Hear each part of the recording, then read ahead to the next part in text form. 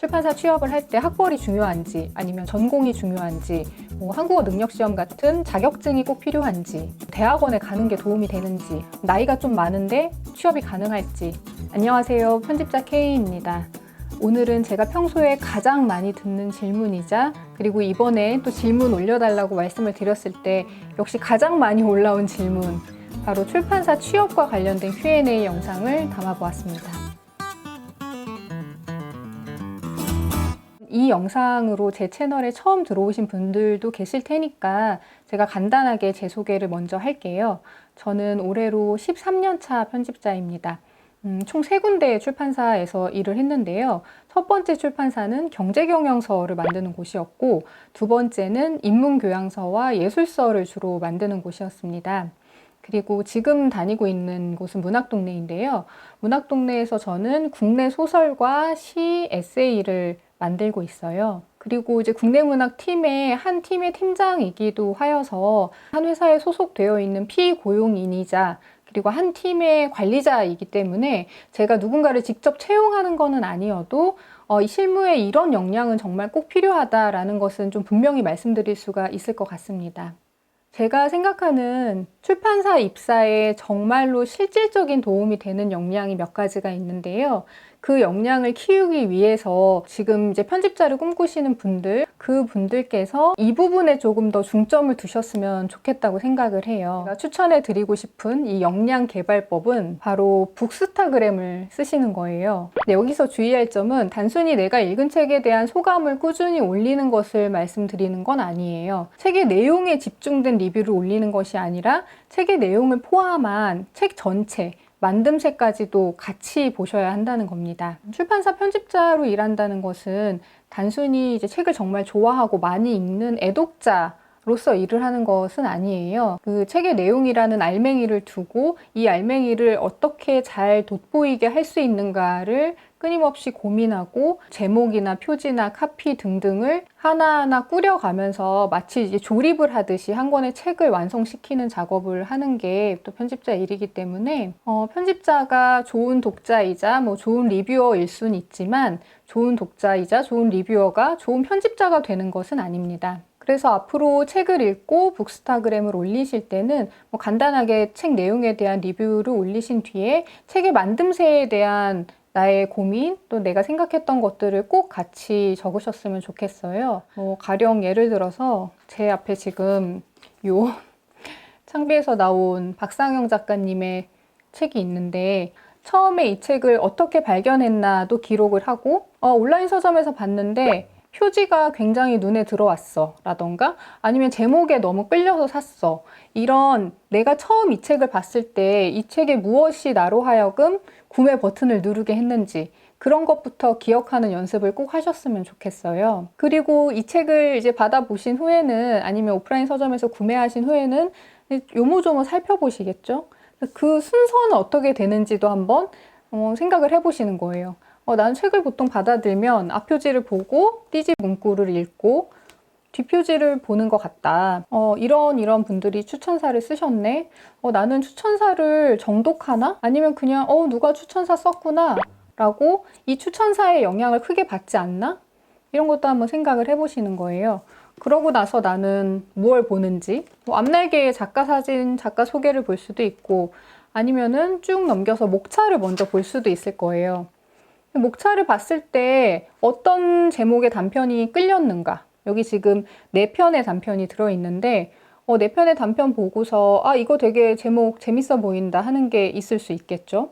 그리고 또 조금 더 생각하시는 분들은 보통 소설집의 경우에 뭐 7편 정도의 단편을 묶는 것 같던데 이 책은 4편으로 조금 적게 묶여 있네? 라고 생각하실 수도 있어요. 그리고 다시 앞표지로 돌아와서 꼭 박상영 소설집이 아니라 박상영 연작소설이라고 되어 있네 라는 것도 다시 확인을 하실 수가 있죠. 왜 연작소설이라고 붙였을까 라는 것도 읽기 전에 궁금증으로 아마 남을 수 있을 거예요. 다 읽고 났을 때의 느낌도 중요한데요. 내가 이 책 제목이 참 좋다고 생각을 하고 읽었어. 근데 다 읽고 나니까 역시 이 책 제목으로 이거는 딱 맞춤하네 라는 느낌을 받으실 수가 있어요. 아니면은 내가 만약에 이 책의 편집자였다면 제목을 이게 아니라 뭐 다른 걸로 했을 것 같아. 뭐 우럭 한 점 우주의 맛으로 했을 것 같아. 왜냐하면 하고 이제 거기에 내 의견을 덧붙이는 거예요. 다른 부분들도 마찬가지입니다. 내가 띠지 문구를 썼다면 이렇게 썼을 텐데 표지를 나는 이런 그림으로 하지 않고 실사 사진으로 했을 것 같아. 왜냐면 하고 또 이유를 적을 수도 있을 거예요. 그리고 이렇게 연작 소설이라고 규정한 것이 이 소설집을 어떻게 받아들이게 하는지, 독자로 하여금 어떻게 생각하게 하는지도 고민해 볼 수 있을 거예요. 이런 식으로 한 권의 책을 읽을 때 그냥 이 안에 담긴 단편 소설의 내용을 읽고 그것에 대한 리뷰를 쓰는 것이 아니라 이 내용과 내용을 둘러싼 책의 전체적인 만듦새를 함께 생각해 본다는 거죠. 책을 다 읽고 나니까 정말 이 책의 제목도 너무 좋았고 이 표지 이미지도 정말 좋았고 전체적인 만듦새 자체가 와 진짜 이거는 딱 맞춤하게 나왔다라고 또 생각이 든다면 이렇게 표지의 앞날개를 열면은 이렇게 이 표지를 디자인한 사람 이름과 이 표지 이미지의 출처가 대부분 적혀져 있어요. 또 적어두는 거예요. 아니면은 이 일러스트레이터의 뭐 홈페이지에 들어가 본다거나 해서 조금 더 나만의 리스트를 풍성하게 만들어 놓는 거죠. 그런 식으로 북스타그램을 하나 올리면 완전히 다른 피드가 될 거예요. 그쵸? 한 권 한 권 이렇게 생각을 하다 보면은 책을 볼 때마다 그 책의 전체적인 만듦새를 의식하지 않을 수 없게 돼요. 생각해 보는 지점들도 점점 더 많아지고 세세해지겠죠. 그리고 이제 거기서 내가 얻은 팁들, 뭐 디자이너 이름부터 방금 말씀드린 표지 이미지 작가 등등 내가 좋게 봤던 이 책의 작업과 관련된 어떤 사람들의 리스트도 점점 풍성해질 거고요. 그게 나중에 실제로 편집자가 되셨을 때 일하면서 정말 큰 도움이 되거든요. 그렇게 북스타그램을 올리실 때 또 하나의 팁은 여러 가지 해시태그를 넣잖아요. 뭐 박상영, 뭐 대도시의 사랑법 이렇게 해시태그를 넣으실 때 꼭 출판사 이름을 해시태그로 넣으시라는 거예요. 왜 출판사 이름이 들어간 태그가 중요하냐면은 그것을 사장님들이 다 체크하시기 때문입니다. 규모가 좀 크고 출간되는 책의 종수가 많은 출판사도 물론 사장님, 대표님들이 다 체크를 하시고요. 조금 규모가 작고 종수가 적게 나오는 출판사의 경우에는 훨씬 더 눈에 잘 띄겠죠. 내가 올린 북스타그램이. 혹시 내가 진짜 가고 싶은 출판사가 딱 정해져 있다 하면은 그 출판사에서 나오는 모든 책을 이런 식으로 북스타그램을 올리는 거, 그렇게 올리면 그 출판사 사장님 눈에 안 들어올 리가 없습니다. 강박적으로 내가 무언가 이 책에서 흠을 잡아야겠다. 이거는 되게 별로고 나라면 이렇게 했을 텐데 라는 비판적인 시각이 들어가야 되지 않을까?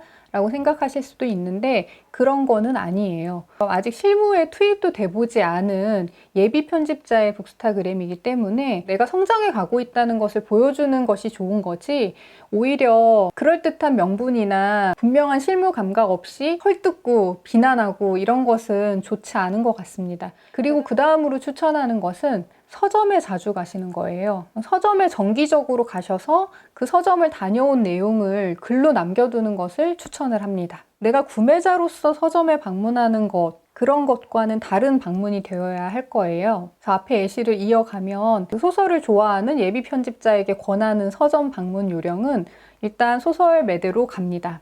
가서 쭉 눈으로 훑는 거죠. 내 눈에 들어오는 내가 아는 책들에만 포커스를 맞추는 게 아니라 서점에 놓인 그 매대가 있잖아요. 그 매대를 전체적으로 큰 그림으로 보는 연습을 하시는 걸 추천을 해드려요. 그렇게 한 권 한 권이 아니라 전체의 그림을 보다 보면 이런 것들이 보일 거예요.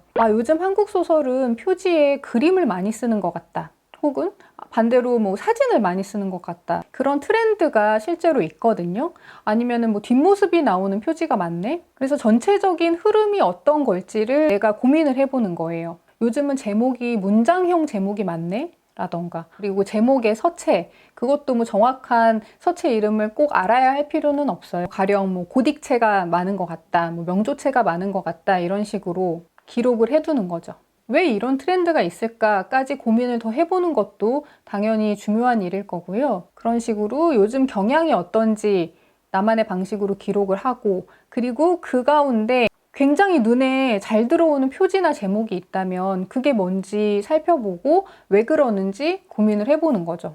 온라인 서점에서는 대부분 우리가 책을 클릭해서 그 책의 DB 한 쪽만을 보잖아요. 그런데 이제 오프라인 서점의 매대를 봤을 때 좋은 점은, 예를 들어서 내가 이 책을 온라인 서점에서 봤을 때랑 오프라인 서점에서 봤을 때는 느낌이 전혀 달라요. 오프라인 서점 매대에 이렇게 놓여 있는 걸 보고 온라인 서점의 DB 이미지를 봤을 때랑 오프라인 서점에 이렇게 같이 다른 책들과 같이 놓여 있을 때의 이미지랑 어떻게 같고 다른지를 생각해 볼 수 있는 거죠. 그렇게 큰 그림을 한번 살펴본 뒤에는 그 서점 매대에 작게 붙어 있는 광고판이라든가 아니면은 좀 크게 LED 광고 같은 그 서점 전체의 입체적인 모습을 함께 보는 연습도 같이 하시면 좋을 것 같아요. 서점마다 그 시기에 어울리는 이벤트 매대들을 꼭 만들어 놓거든요. 가령 요즘 같은 경우에는 여름 휴가지에서 읽으면 좋을 책 같은 것들이 있겠죠. 그렇게 서점에서 하는 이벤트 매대도 유심히 보실 필요가 있어요.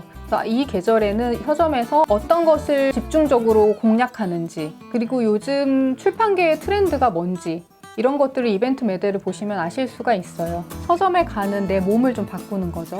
좀 전에 말씀드린 것처럼 책 한 권을 읽는 몸을 바꾼 것처럼 서점에 가셨을 때도 조금 다른 시각으로 보셨으면 좋겠습니다.